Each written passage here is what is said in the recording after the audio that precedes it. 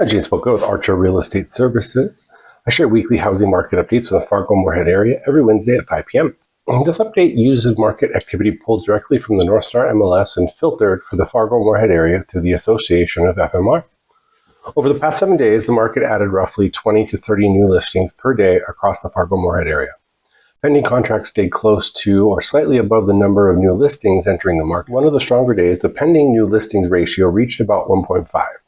Meaning more homes went under contract than were listed that day. Earlier in the week, the ratio was closer to 0.75, showing that buyer activity is present, but varies throughout the week. Closed sales remain consistent compared with new supply, typically landing between about 0.5 to 0.67 relative to new listings, depending on the day. That indicates homes are continuing to move through the closing pipeline, but the pace does not suggest extreme pressure on buyers. Price adjustment appears regularly, but it's not at an aggressive level. On the busiest day, there were 16 price changes compared to 31 new listings. That puts the price change rate in roughly the mid-20% range. For sellers, it typically signals early pricing adjustments rather than distressed listings. Another indicator worth watching is fall-through activity.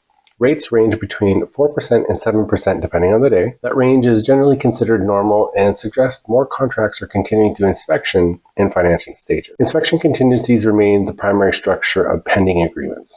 On several days, inspection clauses accounted for more than half of the pending contracts, with one day exceeding 70%. Financing contingencies are also consistently, but at a smaller share, which aligns with a market where most buyers are still using mortgage financing. What also stands out this week is what didn't occur. Expired or withdrawn listings stayed relatively low compared to with the amount of new activity entering the market. That suggests sellers are still finding buyers before listings are aging out. Overall, the data points to the market still remaining active but balanced.